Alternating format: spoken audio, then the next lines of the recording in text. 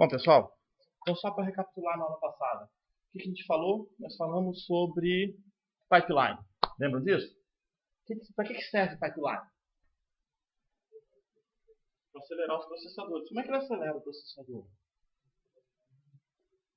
Executando mais de uma instrução por vez. Então, eu pego 10 instruções e falo todas elas ao mesmo tempo, é isso? Não, como é que ele faz? Oi? Divide a instrução em pedaços e executa um pedaço atrás do outro, tudo bem? Ele usa a técnica muito conhecida em linha de montagem, em linha de produção, certo? A ideia geral do pipeline é que você vai quebrar uma instrução, você precisa de 5 etapas, no nosso caso aqui. Você pode precisar de 13 etapas, você pode precisar de 20 etapas, dependendo do processador. E a ideia geral é que cada etapa é razoavelmente independente das outras. E por isso a gente pode continuar fazendo essas etapas de forma bem independente umas das outras. E justamente por isso eu posso ter várias instruções, uma em cada uma dessas etapas, certo? Qual o ganho máximo de desempenho que eu poderia ter ao dividir um circuito num pipeline dividir um processador num pipeline de 5 estágios? A gente deveria potencialmente ter um ganho de 5 vezes, não é verdade? A gente pode potencialmente ter um ganho de 5 vezes. Eu posso ter um pipeline de 10 estágios que me dá um ganho de 11 vezes o desempenho? Não dá, né? A gente vai ter um ganho no máximo de 10 vezes, que é o tamanho do nosso pipeline. Isso é uma propriedade importante do pipeline. A gente tem um limite do ganho aí, certo? E uma outra coisa interessante que a gente vai ter no pipeline também é que nem sempre a gente chega nesse tempo. Mas a expectativa é que você pode pensar sempre em terminar uma instrução por ciclo. Se você pensar então num pipeline que está funcionando perfeitamente com o programa, bem dividido e tudo mais, você termina uma instrução por ciclo, qual o CPI desse processador? 1, né? Porque você está terminando uma instrução por ciclo. Mas espera aí, a instrução de add gastou 5 ciclos. A instrução de sub gastou 5 ciclos. Mas você tem um paralelismo entre elas, de tal forma que a cada ciclo você passa a terminar uma instrução. Ok? Tudo bem? Dúvidas, perguntas quanto a isso, pessoal? André? Tudo bem? Certo? Então tá bom. Então a gente vai avançar um pouquinho mais, certo? E existem algumas formas de ver um diagrama de um pipeline. A gente vai olhar uma e depois a gente vai olhar outra forma de fazer basicamente a mesma coisa. Primeira coisa aqui é tentar olhar a instrução load e store. Como é que elas funcionam para o estágio de instruction fetch. Só uma coisa importante. Você sabe que a instrução que está no estágio de instruction fetch é uma instrução de load ou uma instrução de store? Não, né? Então, na realidade, aqui, qualquer instrução, quando estiver nesse estágio aqui, ela vai ter exatamente o mesmo comportamento. Não importa a instrução. Ok? Não importa a instrução, ela vai ter esse comportamento aqui. Primeira coisa que você faz é pegar o PC, certo? Pegar o PC, vamos supor aqui que PC seja igual a 1000, e aí a gente pega o PC e manda para a memória.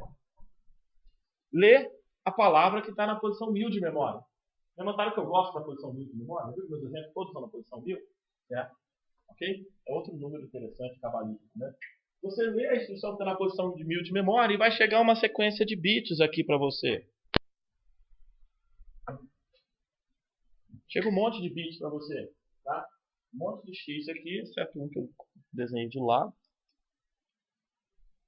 Chega um monte de bits para você, ok? É isso que vem da memória. Eu não sei que instrução é essa, mas ela está vindo para mim. Ok? Eu acabei de fazer a leitura dela na memória. Nosso próximo passo é pegar essa instrução e eu já sei se ela é uma instrução de load ou de store. Ainda não, né? A gente não sabe disso ainda, né? Então o que a gente vai ter que fazer? Vai ter que ler os registradores. A gente não sabe que instrução é essa, a gente lê os registradores. Vamos supor que eu queira ler o registrador 2 e o registrador 3. Ok? Tudo bem? Nosso caminho crítico da aula passada, qual o valor? Fica o valor do registrador 2. Rafael, fica o valor do registrador 2. Qual é o valor? 32. Fica o registrador 3.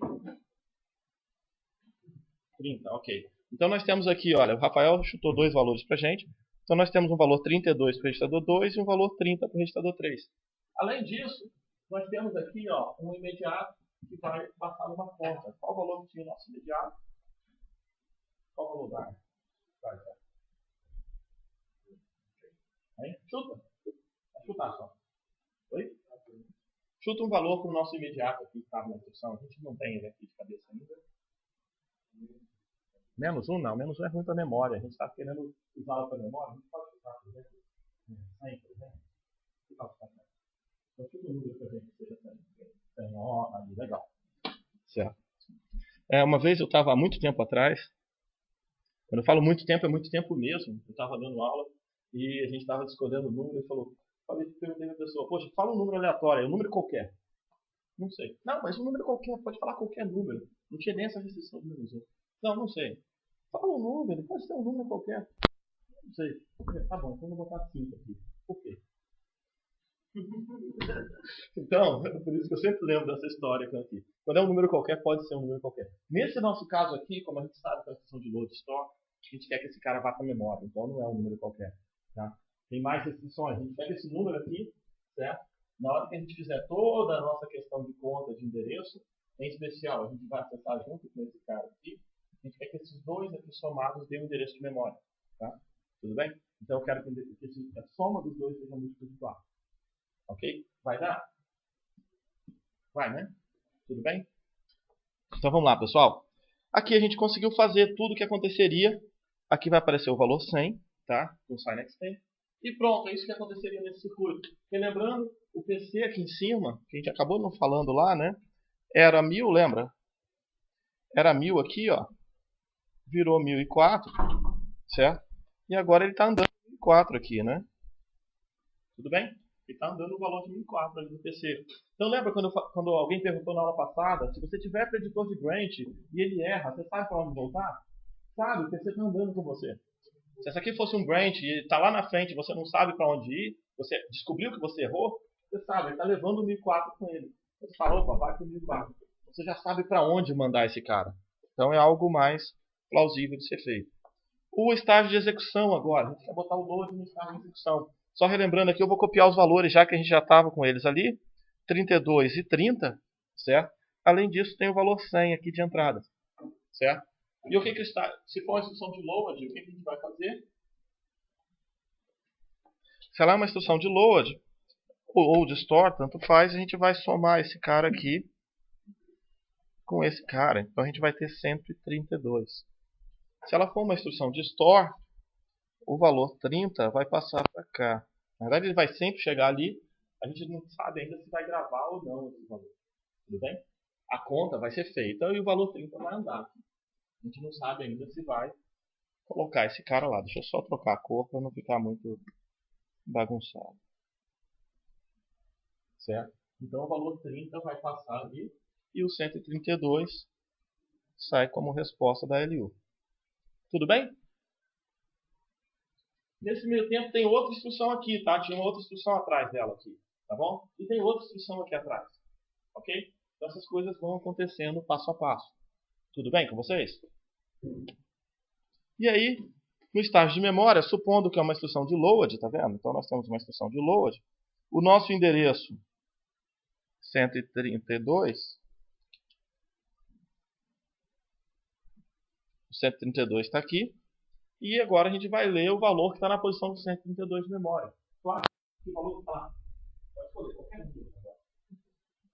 17. Então nós temos o valor 17 na posição 132 de memória. Então nós temos aqui o valor 17. Certo? Então esse valor foi lido. O que mais que a gente tem que fazer? Nesse ciclo não precisa fazer mais nada, certo? A gente avança mais um ciclo. E o valor 17 está aqui.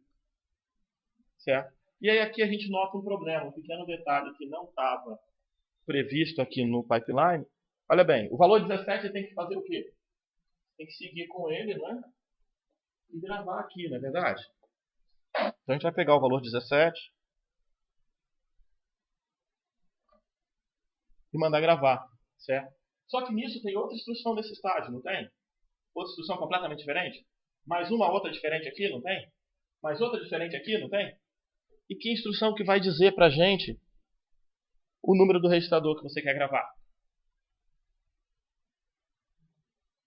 A instrução está nesse estágio, né? Não é isso que a gente quer. A gente quer que o número do registrador venha desse caso aqui. Então a gente tem que fazer uma pequena modificação no pipeline, certo? Para trazer. Na hora que você lê o registrador, você leva ele com você e traz ele de volta com 17. Então, se eu quero gravar no registrador 3, o número 3 vai lá no final de volta. Tudo bem? Entenderam a diferença, pessoal? Entendeu? Eu tenho que guardar o número do registrador enquanto ele vai ser trabalhado. Eu só vou voltar agora e montar o nosso diagrama de novo. Certo? Nesse momento aqui, olha. Nesse momento aqui, o que a gente quer fazer? A gente quer ler o registrador 2 e quer que o nosso resultado seja gravado no registrador 3.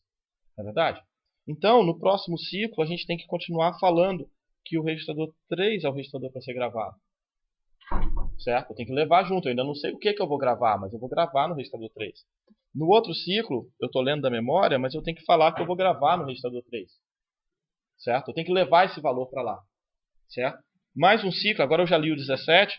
Agora que eu vou botar o 17 aqui, a gente tem que pegar o valor 3 para falar. Eu quero o 17 no registrador 3. Em especial, o que a gente quer fazer sobre um registrador é tudo que você precisa para escrever numa instrução, para trabalhar com aquela instrução, para manipular aquela instrução, tem que andar com ela no pipeline. A instrução de load store, ela só tem esse estágio aqui agora. Ela só tinha esse, depois ela só tinha esse, e só teve esse.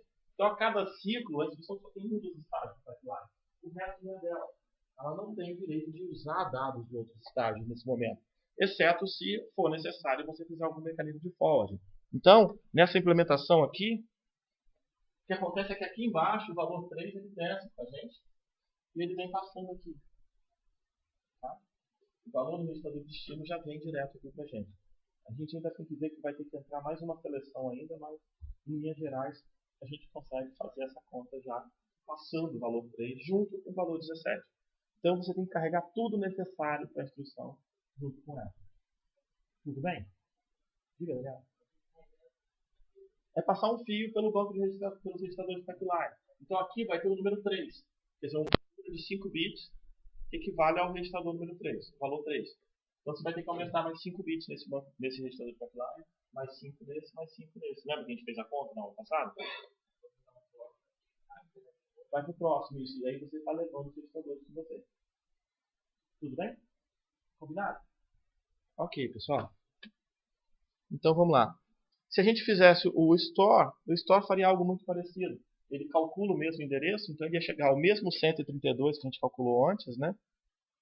Já tinha esse cara aqui, tudo bem? Só que ele ia passar, se a gente voltar aqui, eu esqueci qual era o outro número, 30.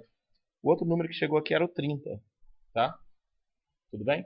Então o que vai acontecer é que o 30 vai chegar aqui, e no próximo ciclo a gente vai pegar 32 e 30. E a gente vai gravar o valor 30 na posição de memória 132. Tudo bem? É isso que a gente espera dele. E tem uma outra propriedade interessante do pipeline, que a gente não está escondendo aqui por enquanto. A gente vai fazer a mesma coisa com sinais de controle. No fundo, quando o circuito aparecer aqui, quando ele chegar no segundo estágio que a gente decodifica, certo? Se é uma instrução de load, qual vai ser o seu sinal de main read? Se é uma instrução de load, qual vai ser o seu main write? Qual vai ser o seu head write? E você sabe todos os sinais de controle, não é verdade? Se você tem uma instrução de load, você já sabe todos os sinais de controle. E o que vai acontecer é exatamente isso. A gente vai pegar um pedacinho aqui em cima. A gente vai pegar um pedaço aqui em cima e vai passar todos os sinais de controle.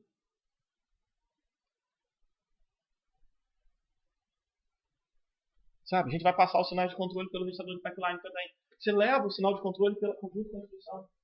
Tudo bem? Pensa que a instrução está aqui. Certo? Eu fui buscar a instrução na memória. Ok. Decodifiquei a instrução. Passo depois. O que eu faço depois disso? Decodifiquei já todos os sinais de controle. Já sei gerar. É isso? Aí eu levo o sinal de controle junto. Ah, LU. O load vai fazer o que com a LU? Vai mandar fazer uma soma. Então manda fazer uma soma de uma vez. E aí o sinal de controle vai andando junto com a instrução.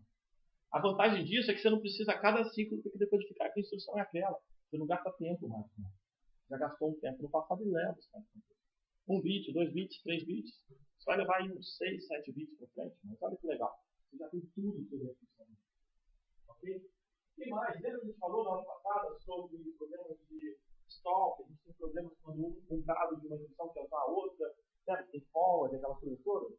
Então, aí, passou uma instrução agora que vai escrever no registrador 3. Tudo bem? Ok? Vai escrever no registrador 3, tá bom? Ok.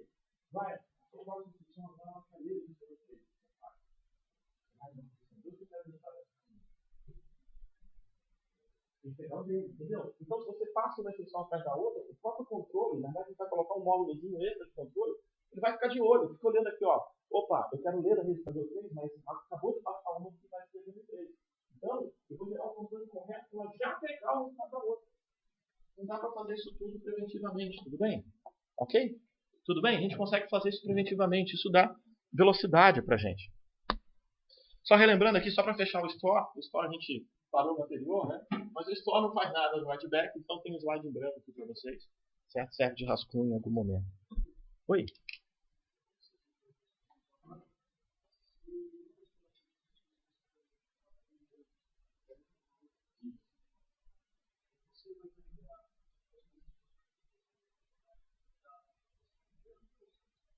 Boa pergunta. Nós podemos fazer as duas coisas. Na aula passada a gente falou um pouco de branch prediction, lembra disso? E a gente também falou que o pipeline nosso aqui não tem branch prediction. Você viu alguma caixinha de branch prediction? Não. Uma outra pergunta interessante. Eu costumo colocar na prova um desenho desse aqui, lembra a figura 4, da função 4? Era mais ou menos um diagrama parecido com esse, só que totalmente diferente, mas um diagrama como esse, na prova de vocês. Certo? Igual, totalmente diferente. Vocês entenderam, eu posso que vocês entenderam exatamente o que eu falo. E vai cair uma figura parecida com essa, igual, totalmente diferente. Se essa figura tiver uma caixa escrito branch prediction, o pipeline tem branch prediction ou não? Bem, se essa figura não tiver uma caixa escrito branch prediction, o pipeline tem branch prediction ou não? Tomou a decisão? Qual a pergunta que você acha que é a mais comum na questão 4 da última prova? Tem branch prediction ou não? Vamos lá, vamos começar aqui pelo mais básico, pessoal. Esse pipeline tem memória? Esse pipeline tem IU? Esse pipeline tem bons registradores? Esse pipeline tem outra memória? Esse pipeline tem extensor de sinal? Tem deslocador? Tem branch prediction? Não tem, ok, então tá. Resolvido? É sério, parece que é uma brincadeira assim, eu faço mais com cara de brincadeira, mas é muito comum. Você viu o pipeline? Tem branch prediction? Não. No caso, então, nesse caso aqui, nesse pipeline, se tivesse a instrução de branch, de jump, o que ia acontecer? Ele não ia saltar. Se eu tivesse uma caixinha aqui, a gente vai colocar essa caixinha depois.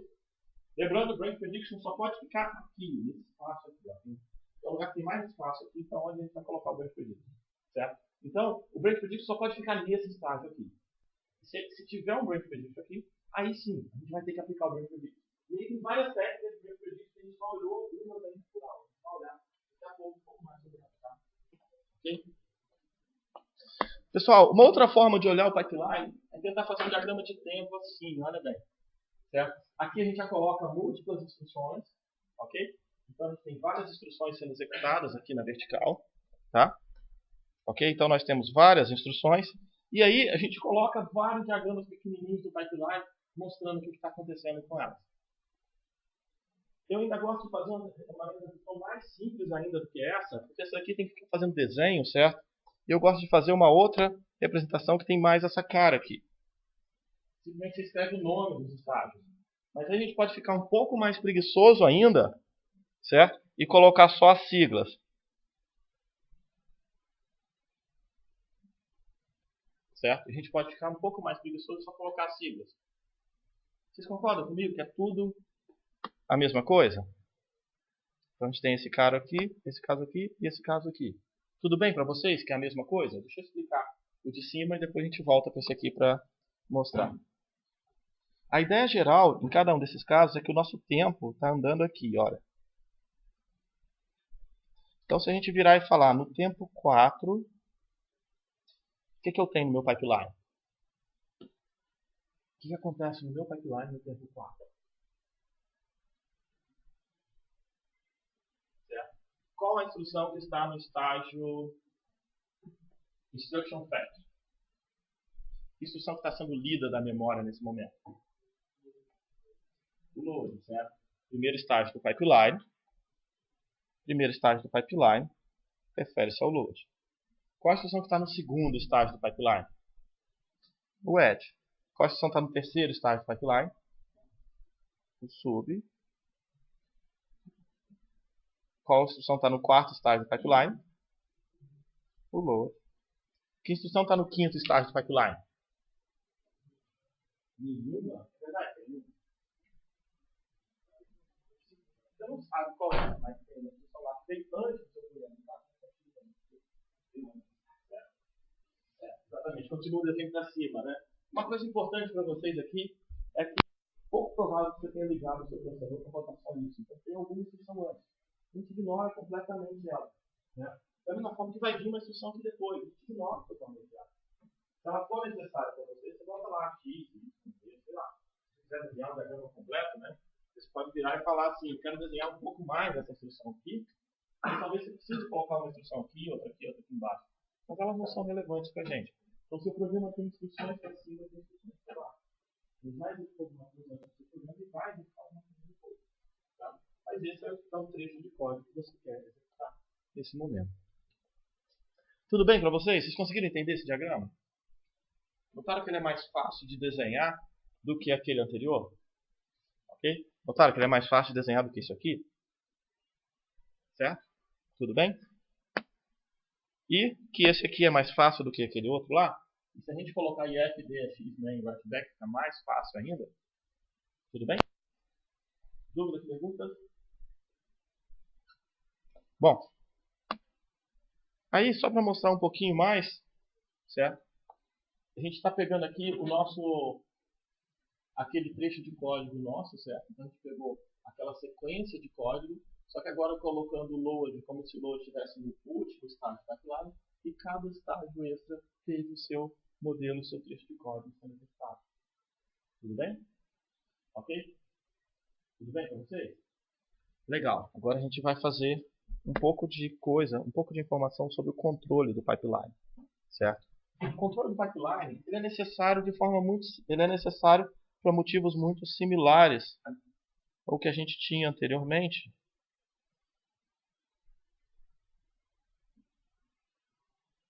Certo? Ele é bem direto no que a gente tinha em relação ao circuito anterior. Tudo bem? Sempre teve essa ideia aqui de controle de pipeline, então é isso que a gente vai ter aqui, certo? E como eu tinha falado para vocês, deixa eu mostrar uma figura maior. Lembra que eu desenhei para vocês? Quando a gente chega no segundo estágio, a gente passa pela lógica de controle, e a lógica de controle gera vários valores de controle, cada um para um certo estágio do pipeline. Ela gera todos os sinais de controle. A gente já sabe, vai entrar uma instrução de load, você vai ter que ler da memória, quando chegar na hora de ler da memória. Então, pega os sinais de controle e vai trazendo estágio por estágio. Tudo bem? Dúvidas quanto a isso, senhores? Alguma dúvida quanto a isso? Não? Legal. Então vamos lá. E a gente pode colocar esse cara direto no pipeline, tá vendo? A gente encaixa ele ali e simplesmente agora a gente pode ver os sinais de controle caminhando aqui, ó.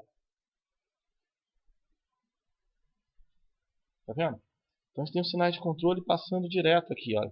O último sinal de controle, olha aqui, ó.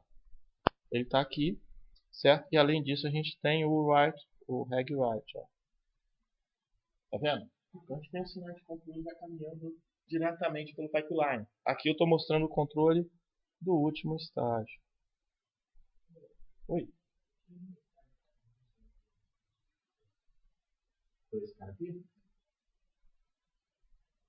Aí o control, né? Certo. Observa que ele vai passar, ele passa por aqui, mas ele chega aqui em cima também, tá? Vou só destacar ele aqui, tá? Você pegou... Ele está aqui, pode chegar lá. Lembra que você tem aquele campo, quando você pega uma instrução add, por exemplo, você usa o campo AT e depois o campo full. O campo full são os últimos bits lá. E são exatamente os últimos bits da instrução que vem passar por aqui. Então, no fundo, você acaba fazendo extensão de sinal de algo que não precisava de jeito nenhum fazer extensão, mas você deixa passar. Você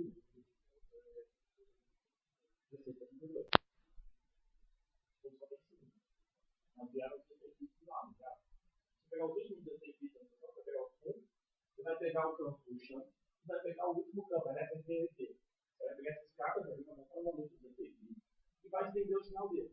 Para quê? Para nada. Certo? Infelizmente não vai usar para nada. Mas, você virou e falou, mal não faz. Essa é a ideia geral. Tá? Então, no fundo aqui, só para tentar clarear para vocês um pouquinho, apareceu um LU Control aqui, que esse aqui a gente não tinha falado muito dele. Apareceu esse LU Control aqui, junto com o controle lá de cima. E é justamente por isso, porque aqui para cima o code vai lá para cima. mas o campo funct vem aqui para baixo. Na prática, para a gente, é como se os dois fossem lá para cima, certo? É meio irrelevante essa coisa. Assim, a gente já está complicação demais quebrar em dois ali, principalmente no processador tão simples. Mas, em linhas gerais, o que ele faz é o seguinte. Se é uma instrução do tipo R, o cara lá de cima vira e fala assim, olha o campo funct. Aí esse aqui olha o campo funct e manda o controle para a LU. Certo? Então, o controle da LU vem olhando o campo funct. Então, esse cara aqui, esse sinal ALUOP, ele pode falar soma, subtrai, olha para LU, olha para o campo funct. Não vai ter essa três operações. Às vezes ele tem a operação fácil, ele vai ter soma, que de repente ele está fazendo uma instrução de load. Ele tem que fazer a soma, independente do campo funct.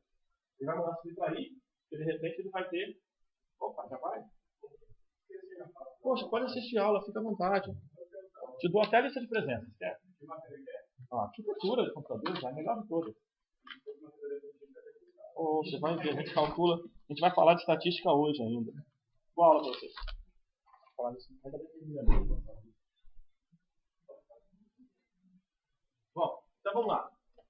Para quem quiser se divertir um pouco, primeira aula de arquitetura do segundo semestre do ano passado, está gravado na minha aula. Teve um aluno que ficou meia hora aqui e depois me perguntou se não era cálculo 1. Está gravado em vídeo. Então, se você quiser lá, fica à vontade. Está gravado, grava as aulas. É uma pessoa não identificada publicamente. Certo? Então, vamos lá, pessoal. Então, o que acontece aqui é que você vai vir um campo aqui, vai mandar algumas operações e a gente vai continuar com essas operações. Tudo bem? Ok? Legal? Vocês então, senhores? E aí, vamos só falar um pouquinho, certo? Sobre forward, só para poder a gente tentar complementar um pouco a questão do forward. Deixa eu pegar...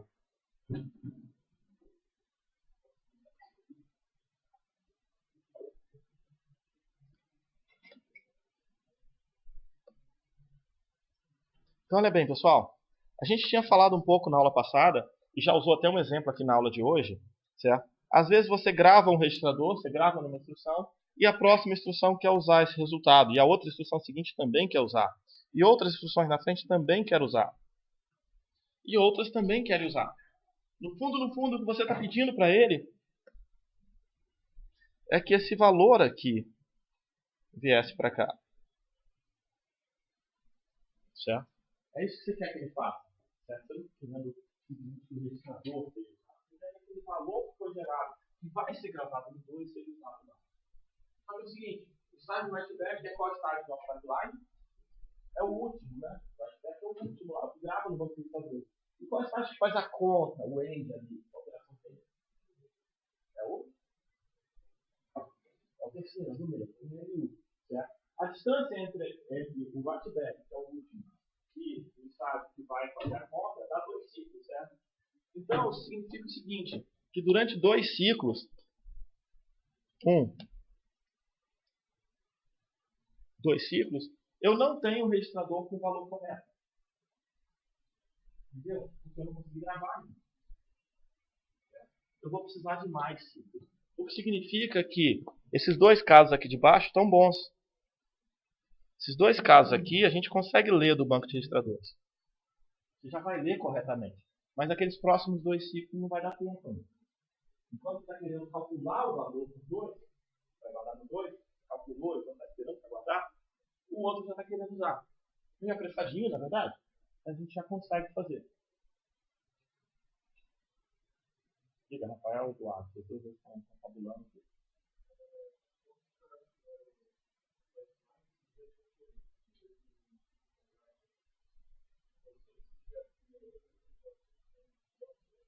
Certo. Putz, não deu certo, né? Boa pergunta. Historicamente, eu não sei te responder quanto a isso. Eu posso dizer o seguinte, quando eu comecei a estudar isso, já existiam as duas coisas, certo? Aparentemente, eu acredito que eles, no projeto, já notaram que isso ia acontecer.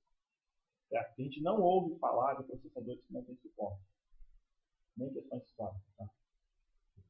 Então ele aparece uma coisa logo atrás da outra, pode ver que inclusive como motivação já apareceu a dependência antes de apresentar o diagrama do pipeline. Até a sequência do livro já mostra essas duas coisas aqui. A gente vai precisar de fora. Tá? O que você vai notar é que existem mecanismos bem mais elaborados do que simples forward para processadores mais elaborados. Mas aí é uma outra história. Entendeu? Ok? Bom, então vamos lá. Nesse caso aqui, o que a gente está falando é que a gente precisa dessas cadeias aqui de dependências, né? A gente não pode ter essa daqui, não pode ter essa daqui, certo? A gente não pode ter essas cadeias. Essa daqui de baixo a gente pode ter, então eu vou botar em verde. Essa daqui de baixo a gente pode ter. A gente não consegue voltar no tempo nesses dois casos. Tudo bem? Se a gente não consegue voltar no tempo, o que a gente tem que fazer?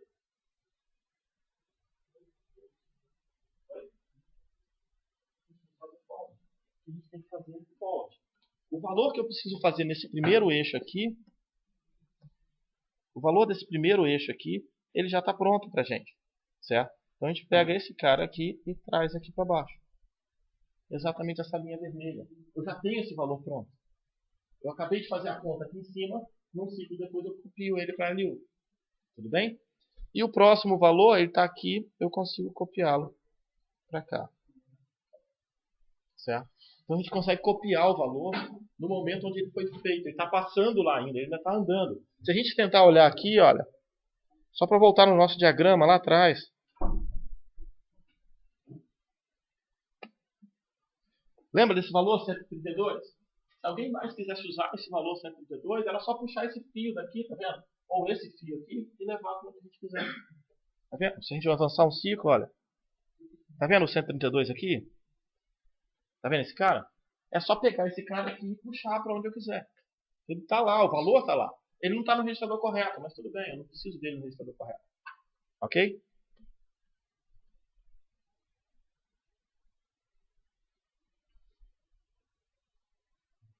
E aí, a gente precisa detectar forward. Quando é que vai acontecer forward? Vamos pensar o seguinte. Quem precisa do dado vindo de forward? Que estágio precisa receber dados de forward? O terceiro, a LU, o estágio que vai fazer a operação com ele, na verdade. Okay? Então, o destino é sempre o terceiro. Tudo bem com vocês? Legal? Ok? Pode ser outro lugar o destino? Não, você não vai querer adiantar para guardar no certo? Você não vai querer adiantar para chegar na memória, porque todos os endereços de memória são calculados através de duas operações. Então não dá também. Tudo bem?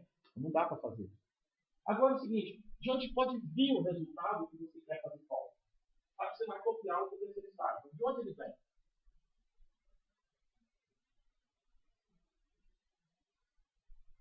Do quarto. Do terceiro ele vem? Eu vou copiar de mim para mim mesmo? Calma aí, se eu estou no terceiro, ele está pronto, eu não preciso mais copiar. Certo? Então ele vem do quarto ou do quinto estágio.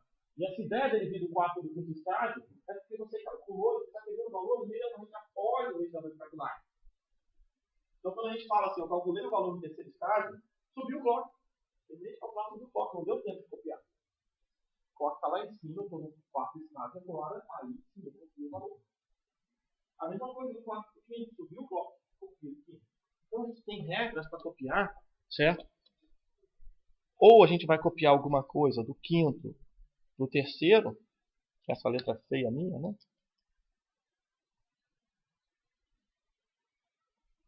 Ou a gente vai copiar do quarto para o terceiro.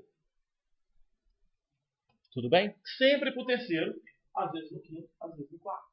Quantos registradores de terceiro estágio pode precisar? A LU lá, ela pode precisar de quantos registradores? 2 registradores, não é verdade? Então a gente tem uma LU aqui embaixo, certo? A gente tem uma LU que pode precisar de 2 registradores. Vou chamar esse cara de A e B, só para ficar mais fácil para a gente. Então a gente precisa de 2 registradores, certo? Mas calma aí, eu posso ter uma instrução que faz assim, olha. Add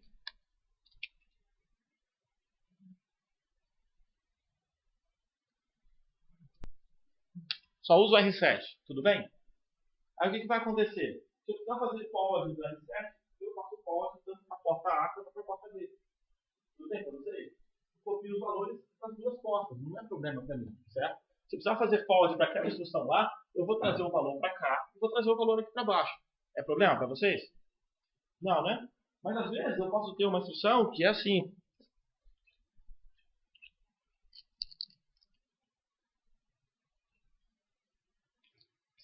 R6, R7, R8. Certo? E aí, o que a gente faz agora? Certo? Pode ser que o 7 esteja no quarto estágio, o 8 esteja no quinto estágio.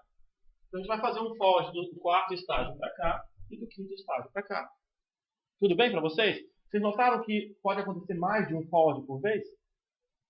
Tudo bem? Agora pense no seguinte, nesse caso aqui eu gravei no registrador 6, tá bom? Logo depois a gente vai fazer assim, ó.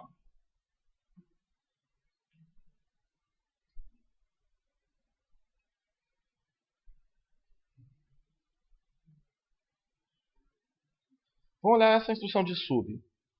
Ela precisa usar o R6, certo? E ela vai copiar o R6 do quarto estágio ou do quinto estágio? Quarto ou quinto? Vamos lá, quem acha que é quarto estágio? Quem acha que é quinto?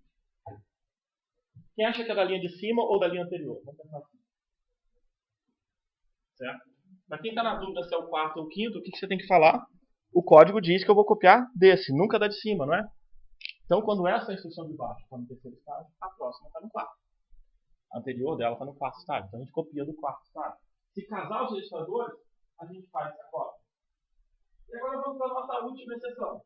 Ok? Nossa última exceção para a nossa regra, certo? Ou melhor, nossa única exceção para a regra é o seguinte. Imagina que você fez assim, ó. Vou botar até um nome bonitinho para ele.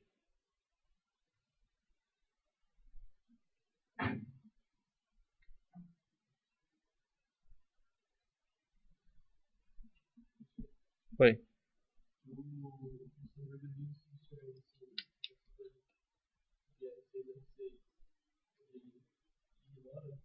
Não, ele não ignora, né? Tá vendo? Eu estou multiplicando por 2 R6 na segunda instrução. Né? Soma ele com ele mesmo. Certo? Existem casos onde você pode até pensar em descartar, mas do nosso ponto de vista ele não descarta não, tá? Aí você poderia pensar em descartar, mas ele não vai. Ele vai fazer porque você mandou fazer. Tá? Ok? Olha esse caso aqui de baixo. A gente quer usar o registrador 0. O registrador 0 acabou de ser escrito no anterior. A gente faz forward? Hein? O que é a instrução de cima? Um NOP, não é? Então o registrador 0 é a única exceção da nossa regra. Nunca fazemos forward do registrador 0. A lógica de forward não funciona com o registrador 0. Ela não é ativada. Tudo bem? Porque ele passa como outro qualquer, né? A gente não pode fazer isso. Oi. Devia ser proibido? Que é lá um NOP. Não, NOP. Né?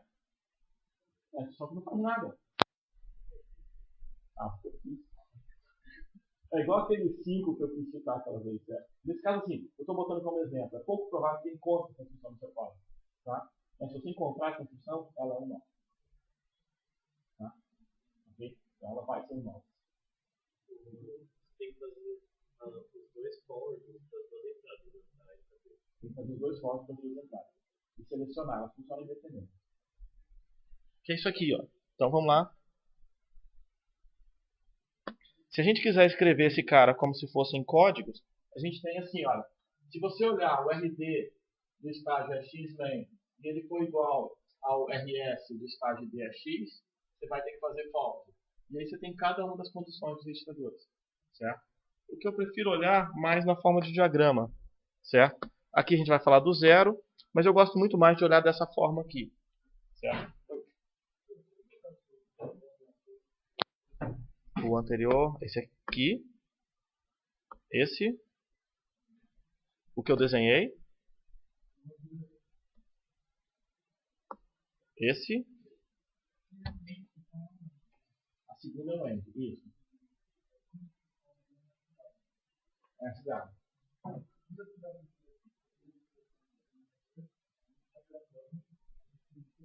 a gente está gravando no 12, né? Ah, certo. A gente supõe que você leu correto. Pode trabalhar com essa suposição. É implementado isso, então a gente faz essa suposição. Isso, num ciclo, um escreve e outro lê logo depois. Pode trabalhar com essa suposição. Tá? Senão a gente teria que ter uma distância de 3 e não de 2, igual a gente está trabalhando. Tá? Então a gente supõe que no mesmo ciclo você escreveu no banco de registrador e você lê o novo valor lá. Tudo bem? Ok?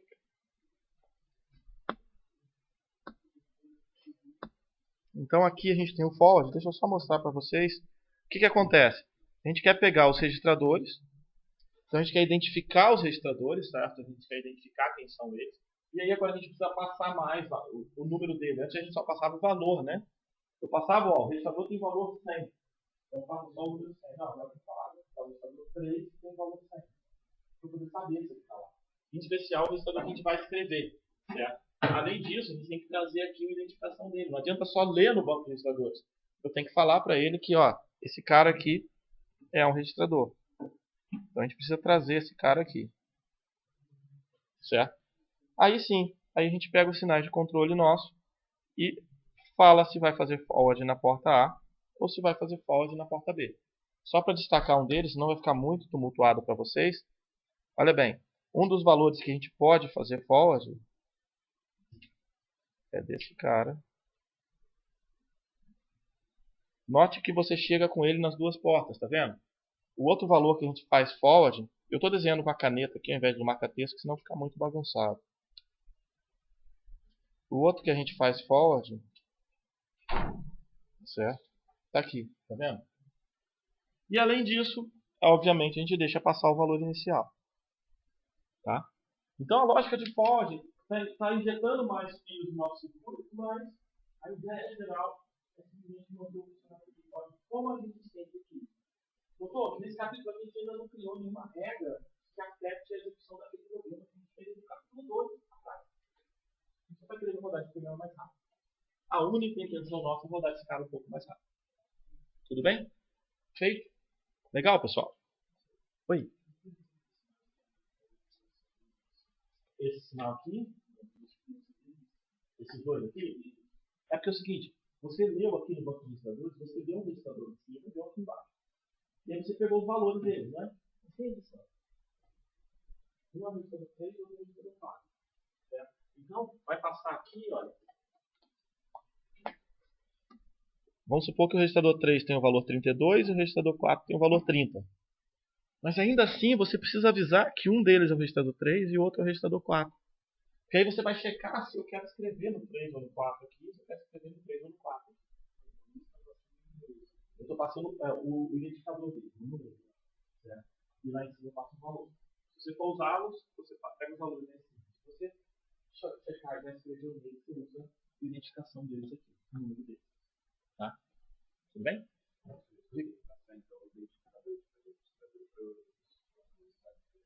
Só até aqui, né? Só até o ponto. Só até aqui. Aí o de escrita tem que passar, mas ele já está passando, né? O de escrita já está passando. O de destino já está passando. Já estava passando porque eu preciso trazê-lo de volta. Aqui não está mostrando, mas eu tenho que trazê-lo de volta até o banco de registradores, até aqui, né? Tem que trazê-lo de volta, então eu já estou passando. Ok? Eu passo o valor e o número dele. Eu quero gravar 100 no registrador 5. Então tem que passar 5 e 100. Para chegar as duas coisas aqui no banco de registradores e deixar de fazer a gravação correta. Eles têm que receber o valor 100, né?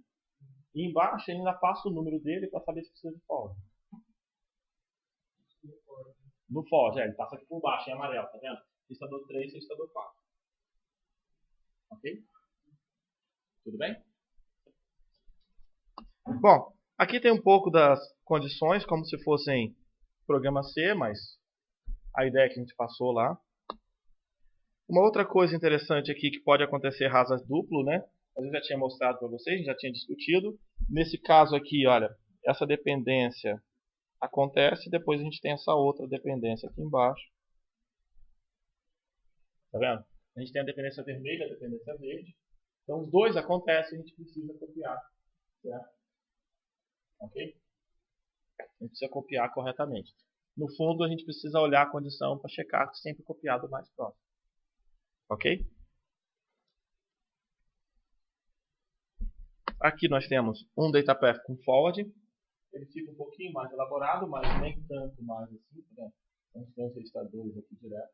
Tá? A gente já tem os registradores exatamente passando aqui embaixo.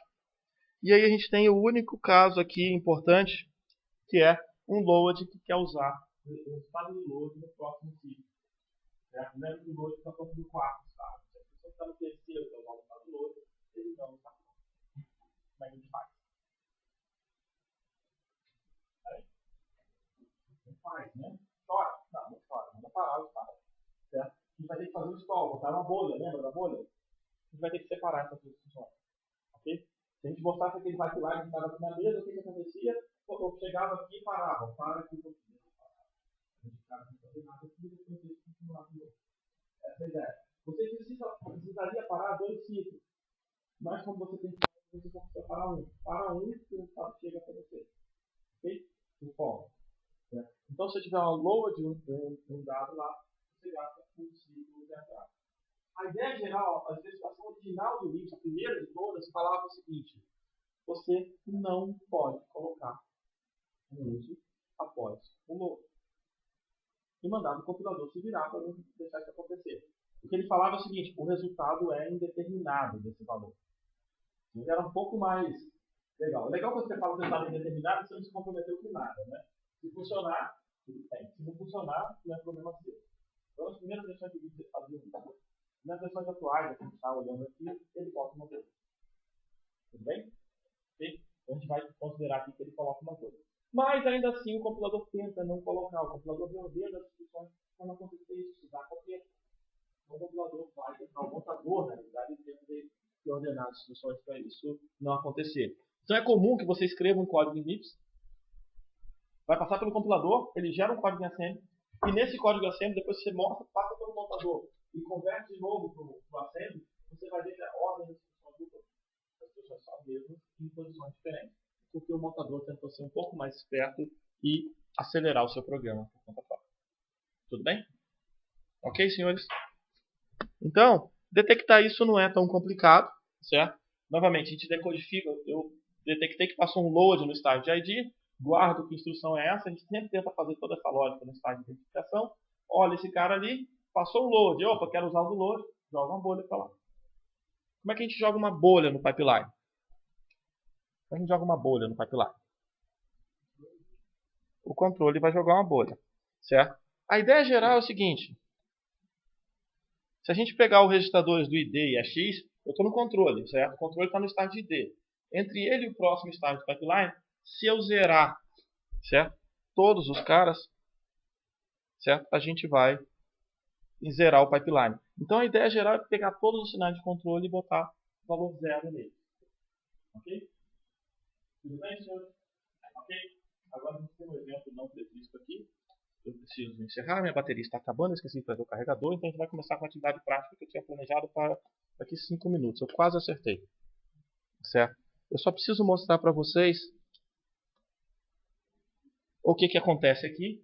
Então, a ideia geral é que esse end aqui vai virar um not porque ele quer usar o resultado do load. Então, ele vira um load e o end aparece um ciclo abaixo. Simplesmente aparece uma bolha do pipeline. Ok? Diga, Eduardo. Não, é super simples, é só botar um valor zero. Na prática, você precisa não deixar escrever na memória, não deixar ler da memória, não deixar escrever no banco de registradores. O resto de tudo você pode deixar acontecer. Passa conta e não usa,